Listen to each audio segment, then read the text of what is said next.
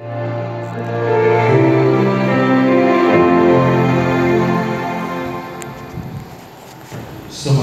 ang Panginoon at sumayin ang mabuting balita ng Panginoon ayon kay San Lucas. Papuri sa iyo, Panginoon.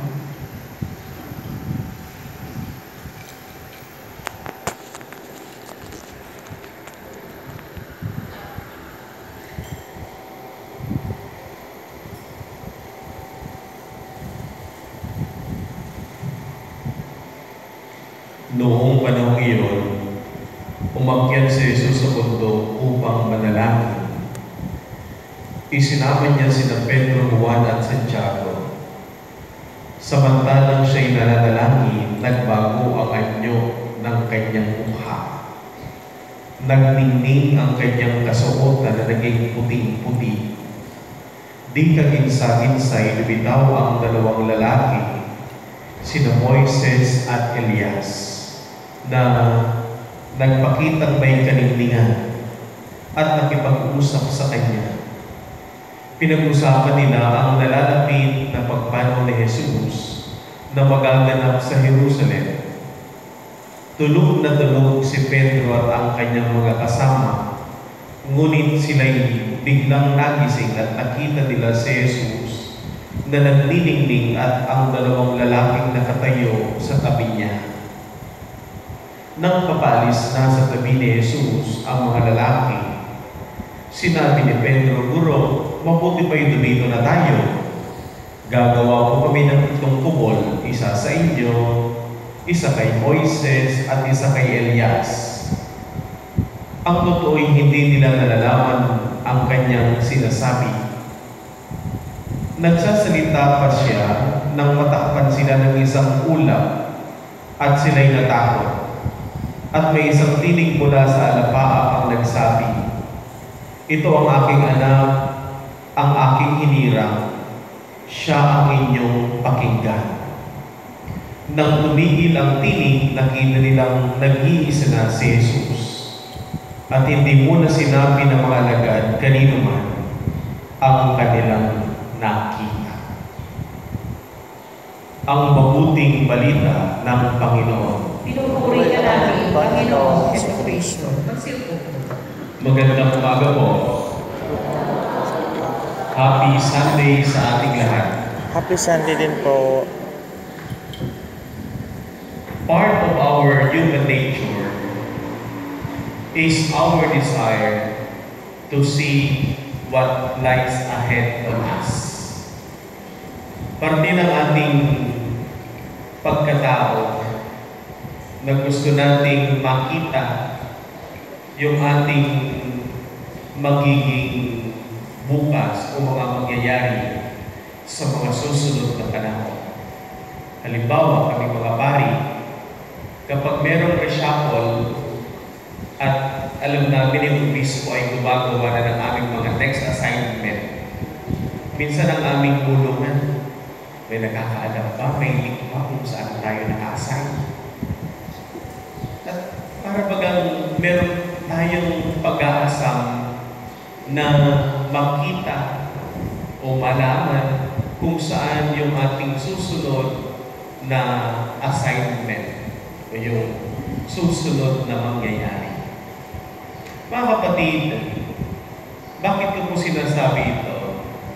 Kasi tuwing ikalawang linggo sa panahon ng Kwaresma ay patungkol sa tinatawag na transfiguration o pagbabagong anyo ni Jesus. Hindi lang ito ordinaryong si Jesus ay nagtingning doon sa bundok Tabor, nagbago siya ng anyo at doon kausap niya yung dalawang big shots sa bayan ng Israel. At sino yun? Si Moises at si Elijah. Si Moises, representative ng batas. Bakit? Sa kanyang binigay yung 10 utos eh. Si Elijah, propeta. The prophet noong panahon sa lumang tipan. Hindi lang po yung ordinaryo, kundi kung ating pong pinakinggan maigi, sa pag-uusap ni Moises, Elijah at Kristo ni Jesus doon sa mundo, pinag-uusapan nila yung mangyayari sa Kanya doon sa Jerusalem. At ano yung mangyayari kay Jesus? Siya ay pahihirapan. Siya ay papatayin. Natapos ba doon? Hindi. Sapagkat makatapos ng ikatlong araw, siya ay mabubuhay muli. Ibig sabihin, mga kapatid, ang transfiguration ay patikim. Ang transfiguration ay pasilip. Bakit? Kasi nandun sina Pedro, si Santiago, si Juan. Nasilip nila. Nakita nila yung nangyari kay Jesus. At doon, na-confirm nila na yung kanilang sinusundan ay tama. Bakit? Nagsalita ang Diyos Ama. Ito ang aking hinira. Ito ang aking anak. Imagine po ninyo, yung Ama, yung Diyos Ama na nagsalita. Siya ang aking anak. Pakinggan ninyo siya. Mga kapatid, sa buhay natin, maraming series ng pasilip, patikim. Di ba tayo, kapag manonood tayo ng movie, ano yung tinitingnan natin? Yung thriller ng movie, ng pelikula. At kung doon, titignan natin o papanoorin natin, pag maganda ang thriller, interested tayo panoorin ang pelikula. Kapag magbabasa ka ng libro, ganito na lang, nung kapanahonan ko kasi, pero kami mga pocket book. Bago mo buklatin yung pocket book, babasahin mo muna yung sa likod. Sapagkat doon mababasa mo na yung summary o yung magiging kalalasan ng kwento ng pocket book. Diba? Merong trigger. Halimbawa, kapag tayo ay nagluluto ng pagkain, diba? Habang niluluto mo, tinitikman mo na. Paunti-unting sabaw. Kaya may lasa na kaya ito. Baka wala pang lasa. Baka masyadong maalat. Tinitikman mo na para bago mo ihain yung pagkain, sakto ang timpla. Kapag tayo ay nasa mall, kahit sa mga dinadaanan natin, di ba merong free taste? Kahit pakwan, may free taste. Yung mangga, may free taste.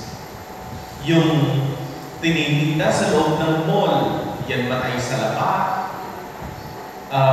Pizza, whatever yung pagkain, merong free taste. Bakit? Kasi kapag, masarap to, bibilihin mo. Mga kapatid, sa buhay natin, merong series of free taste. At ganoon din ang ibig sabihin ng ating pagdiriwang ngayon, transfiguration. Yan ay pasilip. Yan ay patikim. Bakit? Upang etong sina Pedro, kapag dumating yung panahon na makita nila si Jesus, kinakalagkan, nagpapasa ng krus, hinahampas ng latigo, pinagtatawanan, instead na mabutawi sa kanila ang panghihinayang at kalungkutan, ang kanilang babalikan yung kanilang karanasan doon sa bundok ng Tabor. Nung ang Panginoon ay nagbagong anyo, yun ang kanilang babalikan. Yun ang kanilang magiging lakas. Yun ang kanilang magiging pamantayan na hindi Ang krus, hindi ang kalbaryo, ang ending. There is something more. At ano yung ending? Si Jesus. Kahit siya ay mamatay, siya ay mabubuhay mauli. Sapagkat yun ang kanyang kalwalhatian. At tayo din na mga nilikha ng Diyos, nilikha sa kanyang wangis, no? Ay ganoon din ang ating sasapitin. Kaya mga kapatid, ito po yung panghawakan natin. Ang panahon ng Kwaresma ay patikin sa atin. Totoo, meron tayong mga sinasakripisyo. Tayo ay nagpa-fasting in abstinence. Totoo, marami tayong mga pinapakinggan ng mga recollection. Totoo, dadaan tayo sa Biyernes Santo. Pero hindi Biyernes Santo ang pinaka-climax ng kaligtasan, kundi sa mga susunod na araw, sigurado merong uling pagkabuhay. Kaya huwag po natin i-ignore yung mga sa ating pasilip at patikin. Halimbawa, nung kami po ay mga seminarista, lagi pong sinasabi sa amin ng aming professor, ng aming pari na taga-hubog, alam ninyo, seminarian is the father of priest. Ano po? Sabi namin, yung seminarista ama ng mga pari. Anong ibig sabihin yun? Ganito yan. Kung ngayon seminarista ka pa lang, hindi ka na nagdarasal. Ngayon seminarista ka pa lang, ikaw ay hindi na mabait. Malamang sa malamang, kapag ikaw ay na-ordain bilang pari, hindi ka rin magdarasal. Baka mas lalong lumala pa ang iyong attitude. Kaya dapat ngayon pa lang. Kasi mula pa lang, makita na ang pagbabago. Ganun. Sa simula pa lang. Kaya sa mga merong jowa, sa mga mag-boyfriend, girlfriend, kung sa ngayon pa lang, yung manliligaw mo ay hindi pinaparamdam sa iyo na special ka sa kanya. Yung pagsasabihin na pagkasal na lang tayo sa kanako magbabago, ay kung naniwala doon. Kasi kung ngayon pa lang, hindi ka na priority ng iyong asawa. Pag kayo ay magkasawa na, iiwan-iwanan ka lang niya. Kung ngayon pa lang, hindi na siya willing na baguhin ang kanyang masamang pag-uugali, pag-iinom, pag-sisigarilyo, pag-susugal. Kung ngayon pa lang, boyfriend mo pa lang, babaero na. Malamang sa malamang, kahit kayo mag-asawa na, gagawin niya pa rin yan. Huwag natin i-disregard yung mga patiking na nakikita natin, o mga pasilip na nakikita natin. Sa mga nagtatrabaho, kung yan ay nasa provision pa lang, ibig sabihin nagsisimula pa lang, lagi nang late sa opisina, laging nag-a-absent, laging late na nga, no? Sa opisina pumasok, bago mag-alas 5, alam, 4:30 na, nagkikilay na. Nire-retouch na yung kanyang mukha, bakit excited na sa paglabas, pagtatapos ng trabaho. Kung sa ngayon pala, ganun na ang kanyang pinapakita, mas lalo na kapag yan ay permanente na sa trabaho. Kung ngayon pa lang, yung mga nagliligaw sa ating mga politiko ay meron ng bahid ng korupsyon. hindi malabo na kapag yan ay nakaposisyon, uulitin niya at magiging rampant ang korupsyon.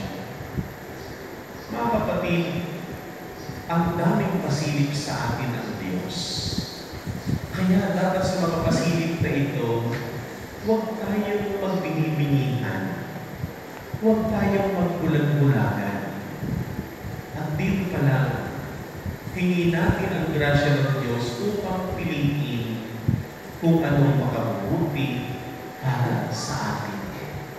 Sa ating pamilya, sa ating bayan, sa ating bansa. Sapagkat kung hindi natin sana isasantali yung mga pasilip ng Diyos sa atin, maiiwasan ang katuluhan katulad ng ating pinagdadaanan ngayon. Sa pagpapatuloy ko ng ating banal na misa, tayo nawa ay maging bukas ang ating pag-unawa na ang bawat pasilip ng Diyos ay nagbibigay sa atin ng pagiging upang ating mapaghandaan ang ating kinabukasan. Kaya, ako, sa ngayon, ang dami kong nakilala na biglang ina-text sa akin, Father, namatay na si ganito. Ang lakas-lakas ng tao yun. Yung tao yun napaka-conscious pagdating sa pagkain. Pero biglang binawian ang buhay. Dapat ka bang matakot? Hindi. Maging pasilip sa atin ba pwedeng kasunod na ako? At dahil pwedeng ako na ang susunod aba, pagbubutihan ko na ang bawat araw ko. Makikipagbati na ako sa taong kinabubuhian ko ilang taon nang nakakalipas. Dahil ako na yung pwedeng sumunod, ako, magpupumpisan na ako. Baka ito na yung huli na pamupumpisan ko. Minsan may nagtanong sa akin, Father, baka po, kung di po yung sumama ng pilgrimage, sabi ko, alam mo, natutunan ko na rin sa mga nakalipas na panahon. Hindi na tayo mamimili kung sino lang yung may gusto. Kahit kunti lang, itutuloy na natin ito. Bakit, Father? Hindi ko din alam. Bakit ito rin talagang pilgrimage na kasama ko kayo? Baka sa pagdating ng bagong Kristo, ang daming magbago. Kaya, kung ano man ang aking magagawa ngayon, ituturo ko na sapagkat hindi ko alam baka sa susunod na taon, hindi na ako ang inyong kasama.